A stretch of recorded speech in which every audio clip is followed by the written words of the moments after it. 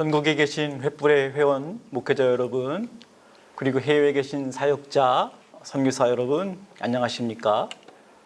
저는 코워십 스테이션에서 주일 오후 2시 30분에 예배를 드리고 있는 샘솟는 교회 안남기 목사입니다. 오늘 저에게 주어진 주제는 연합으로 회복되는 교회 사례입니다. 예배당을 시간별로 공유하면서 경험한 것을 함께 나누도록 하겠습니다. 강의 전에 한번 질문을 좀 드리고 싶어요. 여러분, 교회를 공유한다고 목회 그리고 모든 환경이 회복될까요? 아니, 회복될 수 있을까요? 공유교회가 한국교회에 공개적으로 소개된 지가 얼마 안 되었기 때문에 평가하는 것은 좀 이르지만, 오늘 저의 공유교회 참여 사례를 들으시고 아하, 그렇구나, 우리도 할 수 있겠구나, 이렇게 하면 되겠구나 하는 확신과 자신감이 생기는 시간이 되면 좋겠습니다. 인류가 코로나19로 2020년도에 완전히 종식될 줄 기대했잖아요. 그러나 우리는 지금 코로나와 함께 생활하고 있습니다. 위드 코로나 시대입니다. 코로나 때문에 4차 산업혁명이 더 급속도로 진행된 사회에서 개인은 물론 사회 전반적인 변화에 한국 사회가 거기에 맞춰 대응을 하고 있습니다. 현재는 에브노멀한 세상이 아니라 뉴노멀한 세상이다, 그렇게 말하고 있잖아요. 여기에 한국교회도 이 언택트 시대를 맞이해서 각자 도생으로 발빠른 대처를 하고 있습니다. 여러 기독교 방송국뿐만 아니라 기독 저널이라든지 그리고 기독 출판계에서도, 그리고 교단별로도 코로나 이후에 한국 교회가 어떻게 한국 교회가 어떻게 할 것인가를 지금 대책을 마련하고 있습니다. 횃불재단 TV에서도 코로나 시대에 코로나 이후 목회를 어떻게 할 것인가에 대해서 신학적이고 성경적이고 실천적인 강의들을 통해서 많이 대안을 제시를 했습니다. 그런데 문제에 대한 인식과 신학적인 고찰, 그리고 목회적인 대안을 내놓고 있지만, 이 상황을 맞닥뜨린 작은 교회들이 행동으로 옮기기까지는 넘어야 될 장애물이 참 넓고 많고 높다 하는 것들을 실감을 하게 됩니다. 물론 코로나 상황이 오지 않았더라도 한국 교회의 작은 교회 목회 환경은 분명 새로운 변화를 요구했었습니다. 그런데 지금의 목회 환경에서는 변화를 이루어내기가 참 어렵다. 그런데 저는 현 시대는 지금 쓰나미가 몰려오고 있는데, 그 쓰나미가 왜 몰려오지? 그리고 도대체 어떻게 해야 되나, 이렇게 원인을 분석할 시간이 없어 보입니다. 만약에 우리 시대에 단 한 번 큰 변화, 큰 혁신이 일어난다면 지금이 바로 그때임을 인식하고 행동할 수 있는 결단이 우리에게 필요하다고 생각을 합니다. 현재 한국 교회에 닥친 위기를 기회로 만들 수 있는, 기회가 되었던 공유 교회에 대해서 제가 경험한 바를 잠시 나누도록 하겠습니다. 미래학자들은요, 4차 산업혁명이 가져온 사회 모습 중에서 공유를 기반으로 하는 공유 경제, 공유 사회가 일상이 될 것이라고 그렇게 분석을 했습니다. 서울시는 2021년 2월, 2021년부터 25년까지 시행될 공유 서울 3기 기본 계획을 확정하고 예산 편성까지 완료했습니다. 이미 우리 사회에서 공유로운 모습, 보편화된 공유 사례들을 우리가 많이 접하게 됩니다. 기존 사회에서 소유라고 하는 개념이 점차 공유라고 하는 개념으로 대체되고 있잖아요. 그런데 위 계획에 교회에 관련된 내용은 없었습니다. 물론 사회 정책에 교회가 참여하는 것은 어려운 상황이라고 하는 것 우리가 알고 있습니다. 하지만 사회가 이렇게 변혁을 이루어가는데 위기 가운데 있는 한국 교회는 기존의 패러다임을 넘어서 새로운 목회 형태가 필요하다. 새로운 패러다임이 필요하다. 바로 그 시점이 되었다고 강조하고 싶은 거죠. 최근에 통합 측 포스트 코로나 시대의 목회 전략위원회에서 공유교회 초청 간담회가 있었습니다. 이 간담회에서 다양한 공유교회 사례가 소개가 되었습니다. 이제까지 소개된 한국교회에서 시행되고 있는 공유교회 유형을 제가 몇 가지로 정리를 해봤습니다. 첫 번째는 플랫폼 형식의 섬김 모델입니다. 대표적인 사례이기도 하고 첫 번째 공유교회 모델입니다.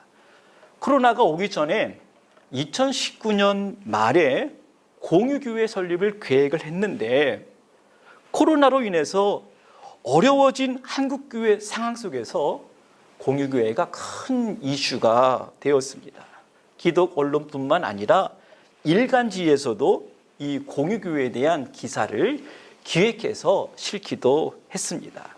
잠시 후에 다시 한번 설명을 드리도록 할게요. 두 번째는 중대형 교회 비전 센터 나눔 모델입니다. 예를 들면 수서교회에서 교회를 신축하고 구 예배당을 비전 센터로 세우면서 거기에 여러 개의 교회가 와서 함께 예배를 드리고 있는 교회가 있습니다. 그리고 지금 제3의 장소에 플랫폼 교회를 새롭게 준비하고 있습니다. 그리고 세 번째, 작은 교회 협력 모델입니다. 작은 교회들이 한 예배당을 공유하고 있는 사례입니다. 하남에 가면 갈릴리 플랫폼 교회가 대표적인 사례라고 할 수가 있습니다. 그리고 송파구에 쉐어 미션 처치 오금동에 지금 실행을 하고 있습니다. 그리고 네 번째는 노회 주간 모델이 있습니다. 특히 통합 측 관악노회에서는 3개의 교회가 지난 6월에 시작을 했습니다. 워십 서포트 센터라고 칭했습니다. 노회 성서신학원을 리모델링 해가지고 시작한 사례입니다. 그리고 통합 측 부천노회에서 올 봄노회 때 노회회관과 그리고 다른 시찰 지역의 한 곳을 공유교회로 지금 조성 중에 있습니다. 그러면 저는 플랫폼 형식의 섬김 모델 사례, 제가 참여하고 있는 코워십 스테이션에 대해서 소개하도록 하겠습니다. 코워십 스테이션이라고 명한 것은 교회의 중립화에 대한 이해입니다. 코워십 스테이션은 기차가 시간에 맞춰서 잇따라 출발하듯이 한 공간에서 예배가 그리고 교회의 예배가 이어진다고 하는 플랫폼의 의미입니다. 이 코워십 스테이션은 김포 명성교회가 창립 20주년을 기념해서 교회 건물을 매각하고 어시스트 미션을 설립해서 플랫폼 교회로 출발한 것입니다. 현재 김포 구례동 르호봇 코워십 스테이션에서는 7개 교회와 1개 단체, 두 번째 코워십 애낙고래에서는 5개 교회와 1개 단체, 세 번째 엘림 코워십 스테이션에서는 6개 교회와 1개 단체가 참여하고 있습니다. 처음에 원래 계획을 한 것은 아니었는데 자연스럽게 르호봇 코워십은 60대 사역자 중심의 기존 교회 모델이라고 한다면 에나콜에는 40대 사역자 중심의 개척 교회 모델이 되었고, 세 번째 엘림 코워십은 50대 목회자들이 새로운 목회를 전환하는 그러한 모델로 세팅이 되어 있습니다. 한 가지 특징은 코워십 스테이션을 섬긴 호스트 교회도 동일한 조건으로 참여하고 있다고 하는 거예요. 뿐만 아니라 어시스트 미션에서 코워십 운영을 위한, 예를 들면 건물 관리라든지 그리고 임대료 그리고 관리비 지원도 해주시고, 특별히 멀티미디어 간사를 저희들에게 지원을 해주셔서 아주 안정감 있는 목회를 하고 있습니다. 한 개 교회의 자발적이고 혁신적인 섬김으로 19개의 교회와 단체가 세워졌다고 하는 참 놀라운 일입니다. 그러면 현재 코워십 스테이션, 3개의 스테이션의 참여 교회 유형을 제가 몇 가지로 분석을 해보았는데, 첫 번째는 부교역자 사임 후에 개척한 사례가 있습니다. 두 번째는 외부에서 제자 사역 및 그리고 선교회 사역 중에 참여한 교회도 있습니다. 세 번째로 임대료 부담으로 교회를 이전해서 참여한 교회도 있습니다. 네 번째로 중견 사역자들의 재사역 기회를 얻은 교회도 있습니다. 다섯 번째로 교회 갈등을 해결하는 과정에서 새롭게 참여한 교회도 있고요. 여섯 번째로 주중 사역을 위해서 참여한 단체도 있습니다. 그리고 일곱 번째, 섬김교회, 호스트 교회라고 칭할 수가 있습니다. 그런데 이렇게 플랫폼 교회에서 시작을 했는데 2021년 5월부터 이 공유교회의 변화가 일어났습니다. 2021년 4월에 어시스트 미션에서 로봇 코어십 스테이션에 참여하는 교회들에게 자체 운영에 대해서 제안을 했습니다. 왜냐하면 1년 동안 어시스트 미션의 전적인 지원을 받으면서 기초가 다져진 교회들, 이제는 연합해서 할 수 있겠다라고 판단을 하신 것 같습니다. 그래서 저희들에게 제안을 했을 때 로봇 코어십에 함께 참여한 교회들이 그 제안을 받아들였고 4월 마지막 주일에 공식적으로 이양을 했습니다. 이에 따라서 로봇 소속 교회들이 자체 운영을 했습니다. 그리고 플랫폼 모델에서 작은 교회 모델이 된 거죠. 자체 운영을 함에 따라서 임대료와 관리비를 10만 원에서 30만 원으로 저희들이 올렸습니다.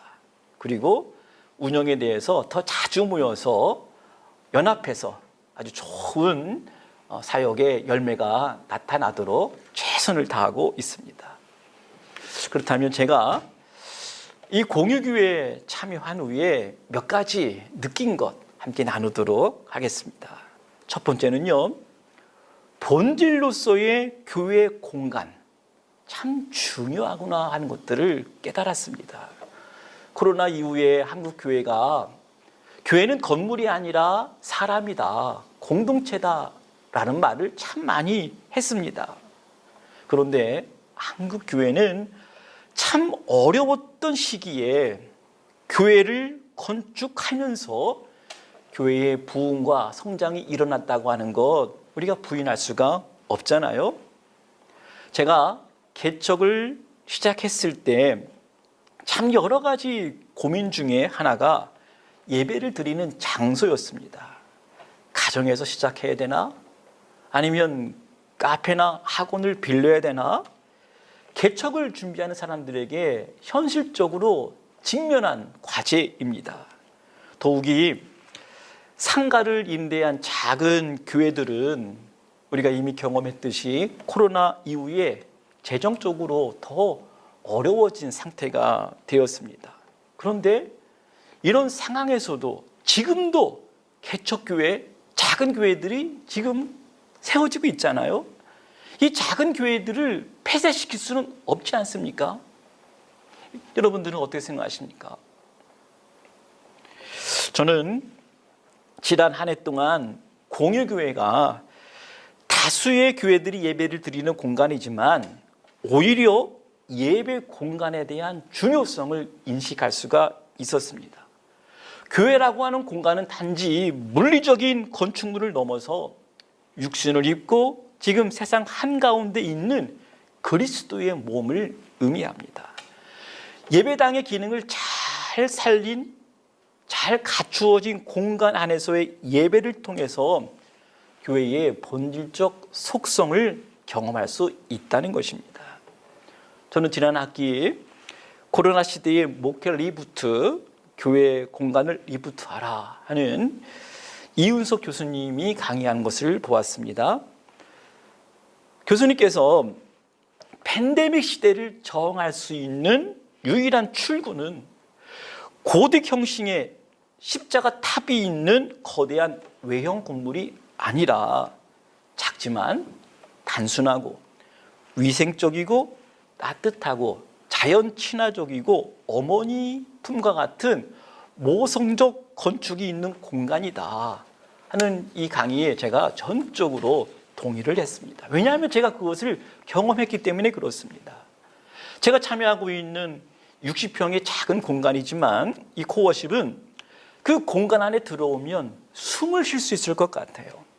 그리고 음습한 지하교회의 냄새나는 그런 이미지가 아니라 작지만 무형의 가치를 드러내는, 저는 이렇게 표현하고 싶어요. 블레싱한 공간이다. 대부분 공유교회 참여 목회자들은 자비랑 구조를 갖고 사역을 하고 있습니다. 목회자들과 성도들이 한 주간 일상에서 선교적 삶을 살다가 주일마다 반복해서 예배하면서 그리고 사랑 안에서 교제할 수 있는 교회라고 하는 공간, 그 공간은 크기와 화려함의 문제가 아니라 거룩한 임재가 있는 공간으로 구별되어야 한다. 바로 이 지점이 일상의 선교 현장에서 예배하는 교회와의 차이점이라고 할 수가 있습니다. 공유교회, 작은 공간이지만 바로 최고의 인테리어를 할 필요가 있다 하는 것을 꼭 한번 말씀드리고 싶습니다. 공유교회는 막대한 재정 지원이 요구되는 목회 형태에서 저비용 고효율, 즉 비용을 적게 들이면서도 교회의 본질을 드러내는 교회로서의 가능성을 보여주고 있다 하는 말입니다. 두 번째로 공유교회는 시대가 요구하는 목회 사역의 패러다임의 변화를 요구했습니다. 우리가 이미 경험했습니다. 온라인은 지역교회의 경계를 허물었습니다. 시간과 공간, 문화와 세대, 언어와 관습의 벽을 넘어서 누구와도 접촉할 수 있는 통로가 되었습니다. 제 사역도 온라인 사역을 강화할 수가 있었습니다. 개척교회 목사이지만 온라인 사역의 기회가 열리면서 가장 눈에 띄는 변화는 바로 청중에 대한 인식이 확장되었다고 하는 것입니다. 개척교회에 등록한 교인, 오프라인 교인을 넘어서 보편적인 교인, 우주적 교회 안에 들어와 있는 성도들에게 제가 설교할 수 있는 기회가 열렸다 하는 겁니다. 온라인 예배에 참여하고 있는 저의 설교를 경청하는 성도들은 저의 교회에 등록한 교인들뿐만 아니라 저와 네트워크와 연결된 사람들, 예를 들면 군 사역하는 동안에 만났던 전역한 장병들, 그리고 군인, 신자들, 그리고 현재 SNS에서 접속되어 있는 사람들, 즉 보편적인 교회, 우주적 교회라고 하는 개념의 그리스도인들, 바로 이분들이 개척교회 목회자의 영적 지원군이 되었고 마중물 사역자들이 되어 주었다고 하는 겁니다. 저도 유튜브 설교를 실시간으로 송출하고 있습니다. 그리고 자막을 입혀서 설교를 편집해서 매주일 업로드를 하고 있습니다. 그래도 많은 분들이 구독자로 그리고 좋아요도 눌러주시고 또 제가 만족할 만큼의 그러한 그 피드백이 있어서 참 감사한 그러한 사역을 하고 있습니다. 개척교회 목회자지만 한국교회를 섬긴다고 하는 마음으로 메시지를 한 주 한 주 준비하고 있습니다. 요즘에 기독교가 대중매체에 주목이 되었잖아요. 이전에 없었던 대중매체의 기사거리가 되고 있어요. 예를 들면 일부 기독교인들의 유튜브 뉴스, 그리고 남북 문제, 동성애 문제, 교회의 세습 문제, 첨예한 이슈에 대해서 거침없는 목소리를 내고 있어요. 그런데 목회자들뿐만 아니라 일반 성도들도 입장이 첨예합니다. 이런 양극화된 사회 속에서 한국 교회는 이 세상을 향한 화해와 치유와 회복의 메시지를 어떻게 전달해야 될까 하는 이 과제를 저도 또 그리고 여러분도 품고 준비를 해야 될 것입니다. 뿐만 아니라 한국 교회는 교인들의 탈교회 현상이 두드러지게 나타나고 있잖아요. 가나안 성도라고 하는 용어가 희화적으로 사용이 되고 있어요. 한국 교회는 바로 이 가나안 신자들에게도 치유를 위한, 회복을 위한 메시지가 필요하다. 제가 상담을 전공을 한 목사로서 제 설교의 테마를 안남기 목사의 힐링 메시지라고 하는 것으로 제가 준비해서 전하고 있습니다. 그리고 저는 개인적인 특별한 상황이지만 등록 교인 위에 몇 개의 소그룹을 함께 운영할 수가 있게 되었습니다. 전역한 장병들과 선교적 소그룹을 부대별로 조직해서 운영을 하고 있습니다. 지금 3개의 작은 그룹이 있는데 이들과 함께 제 메시지를 나누고 삶을 나누고 있습니다. 아직 활발하게 활동은 하고 있지는 않지만 새로운 기회의 장이라고 생각이 됩니다. 그러나 이 공유교회를 하면서 다음 세대 사역에 대한 과제가 있어요. 현재는 자녀들과 함께 온가족 예배를 드리고 있습니다. 자연스럽게 신앙 공동체 교육이 이루어지고 있는 거죠. 앞으로 제 코어십 스테이션의 그 바로 아래층에 건물이 있는데 그 공간, 커뮤니티 공간이 있는데 그 공간에서 그 공유교회 연합으로 다음 세대들이 예배 드릴 수 있는 다음 세대 교회가 있어야겠다 생각하고 함께 지금 준비 중에 있습니다. 그리고 마지막 3번째, 오늘 주제의 키워드 같아요. 이 공유교회를 하면서 사역이 연합이 되고 또 사역자들과 함께 코이노니아가 되면서 시너지가 나타나더라 하는 얘기를 꼭 드리고 싶어요. 공유교회 운영에 대한 질문 중에서 사람들이 이렇게 질문을 합니다. 목회자들 사이에 갈등이 없습니까? 교회 연합이 잘 됩니까? 이런 질문이었습니다. 현재 공유교회는 5명에서 약 20명 정도의 영적 가정, 영적 공동체 위주의 교회라고 할 수가 있어요. 우선 정서적으로 어려운 상황을 경험했던 목회자들이기 때문에 서로를 이해하고 서로를 배려하는 태도가 큽니다. 뿐만 아니라 교단도 다르기 때문에 오히려 우리와 다른 교단에 대한 인정 그리고 섬김의 모습으로 나타나고 있습니다. 지난 한 해 동안 목회자들과 함께 선교지도 방문하고 그리고 그 목회자들이 이전에 사역했던 그 장소에 직접 가서 이야기를 함께 나누면서 서로 이해하게 되고 또 서로를 향해서 정말 애틋한 마음으로 격려하는 마음이 생기게 되었습니다. 뿐만 아니라 단체 톡방을 만들어서 투명하게 삶을 나눕니다. 그리고 매일 아침 말씀 묵상 그리고 설교를 나누면서 아름다운 형제의 연합함을 경험하고 있습니다. 그리고 사역면에서는 주일 예배를 제외한 새벽 기도회, 수요 예배를 연합으로 드리고 있습니다. 여러분, 개척하셨던 분들 느끼셨을 거예요.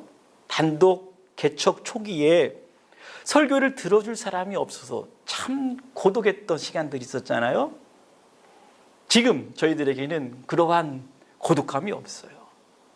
들어주는 사역을 서로 잘 하고 있습니다.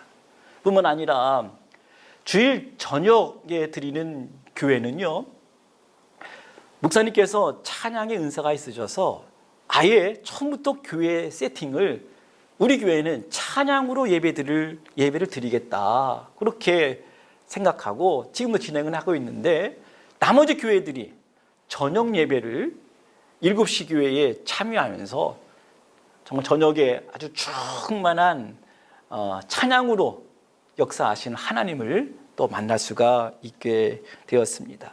그리고 추수감사절, 성탄절에 교회들이 연합해서 함께 찬양 사역자를 초대해서 간증 집회도 하고 참 아름다운 사역의 결실이 있었습니다. 이제 결론을 말씀을 드리겠습니다. 공유교회는 20명 안팎의 교회들에게는 최적의 대안이라고 생각이 됩니다. 공유교회는 강소형 교회를 추구합니다. 그리고 공유교회는 작은 교회를 치유하고 회복시켜서 다시 소성케 하는 인큐베이터 역할을 합니다. 공유교회가 이제 소개가 되고 시행이 된 지 얼마 안 되어서 생소하지만 코로나 시대에 한국교회가 적극적으로 참여해서 위기를 기회로 삼는 계기가 되면 좋겠다. 특별히 교회의 팬데믹으로 인한 교회 비대면화는 이전부터 시작된 교회 공간에 대한 새로운 패러다임을 단숨에 앞당겼습니다. 개혁은 단순함과 본질을 찾는 작업이라고 말합니다. 공유교회는 단순함과 본질을 추구하는 교회의 모습을 되찾는 이 시대의 혁신적인 대안이라고 말할 수가 있습니다. 만약 제가 어려운 목회 환경 가운데에서도 빠른 결단과 혁신을 하지 않았더라면 여전히 과거의 평가, 과거의 패러다임 사역 환경에서 목회적으로 스트레스를 받으면서 버텨내고 있을 것입니다. 길을 나서니까 길이 열렸습니다. 이제 이 길을 먼저 나선 자로 저의 경험을 공유할 수 있는 자리에까지 서 있습니다. 이제 생명의 모체인 작은 교회들을 살리고 돕는 일에 한국 교회가 나설 때가 되었습니다. 대형 교회는 대형 교회대로, 소형 교회는 소형 교회대로, 개척 교회는 개척 교회대로 이제 개척을 준비하시는 분들에게도 공유 교회가 중요한 목회의 형태임을 인식하고 함께 지혜를 모아서 어려운 시대를 잘 이겨내야 할 것 같습니다. 기도하겠습니다. 하나님 감사합니다. 어려운 시대에 하나님께서 공유교회라고 하는 은총의 도구를 우리에게 주셔서 먼저 깨어있는 자들이 시작해서 이렇게 한국교회와 함께 공유할 수 있도록 은혜를 주시니 감사합니다. 하나님, 한국교회에게 지혜와 결단과 혁신을 이루어낼 수 있는 귀한 역사가 이제 나타나게 하여 주옵소서. 예수님의 이름으로 감사하며 기도하옵나이다. 아멘.